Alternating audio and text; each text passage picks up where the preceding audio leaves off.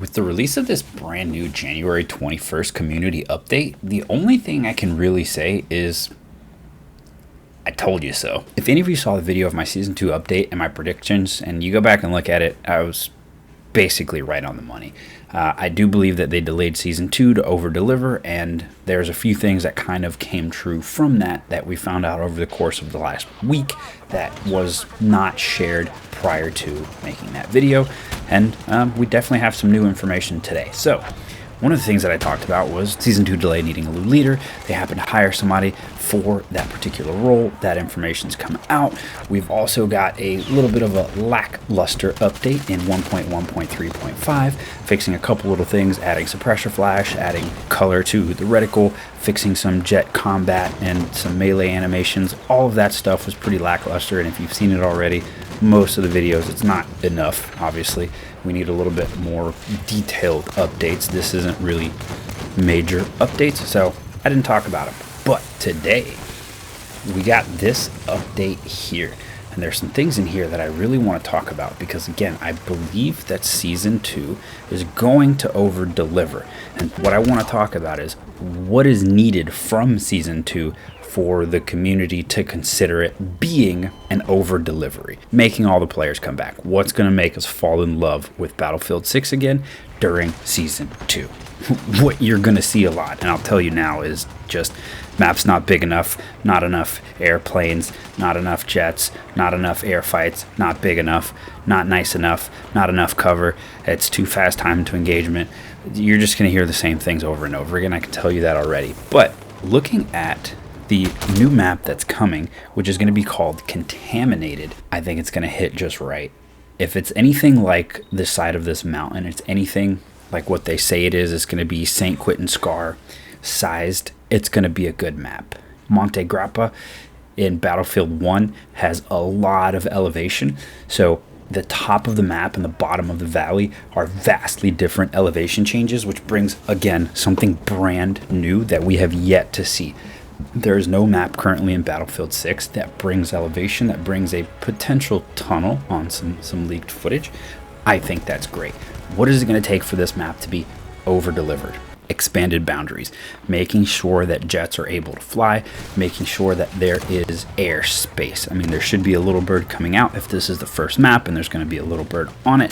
There definitely needs to be air support. So on top of this being a middle-ish size map, there were, if we're using St. Quentin Scar as a example, there were planes and tanks on this. So if it is roughly the same size, we should expect there to be planes which are a little bit faster, because this is definitely modern era, so there'd be jets, but they need to have expanded boundaries. So this map, the sizing of it is perfectly fine in terms of the objectives for conquest, breakthrough, that kind of thing, as long as there is enough exterior space for planes and jets. It may not get a lot of love from the infantry just being in the bare land on the outside, but we need expanded boundaries for airplay. Coleman Railway, a beloved Battlefield 4 map.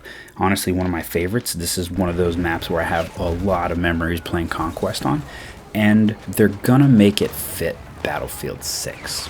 So they're gonna probably do something that may not land lightly on some people's minds, but I will see that this is probably gonna be cover dense. They're gonna add some things. Buildings, they all had 2 stories. Hopefully most of that stays around. Some of them had 3 stories. Hopefully the rooftops from these buildings are still easily accessible. I just see that they're going to add a lot of cover.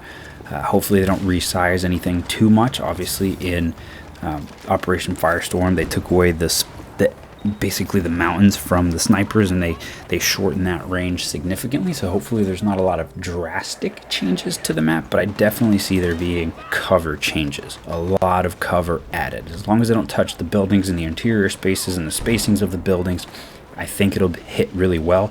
Just try to stick very close to the original. They've already said they're not going to do it in terms of make it a 1-to-1 replica, but If it's just a little bit of cover for infantry, I think infantry players will be very happy with that, and it won't be too far-fetched from what is there originally. This on its own won't be enough. We already know there's 2 guns. We know there's a little bird. We know there's going to be jet skis in Season 3. We know that there's going to be some sort of new vehicle. None of that stuff has been released yet, but if everything is as expected with the information that we have leaked, and there's nothing new on top of this, we potentially have one other map, which would be Fort Linden Beach, which is another section of the RedSec map, similar to what Eastwood did with the golf course. I think one more is needed. For this to truly be considered an over-delivery, we need to get as much content as we used to get with the premium model while adding all the cosmetics.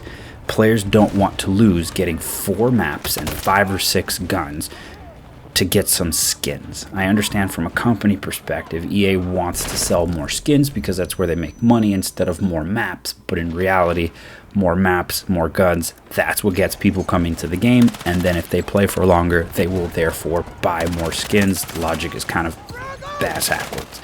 So what do we need for over-delivery? So far, everything's been lining up. They've been listening. There's going to be weapon XP balances. There's going to be double weapon XP given to us. They've heard the bigger maps. They're giving us potentially a bigger map with a remake from Battlefield 4. They're giving us a larger sized Battlefield 6 design map in Contaminated. We'll see what that brings. If they take Fort Linden, that should be another large map.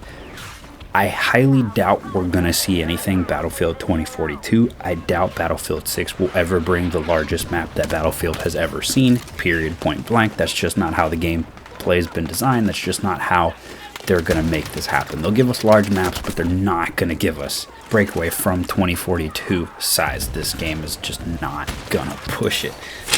But anyways, just wanted to give you guys an update, say, I told you so. They're listening. Weapon XP, bigger maps. We're going to need to see some more airplanes, more airplay.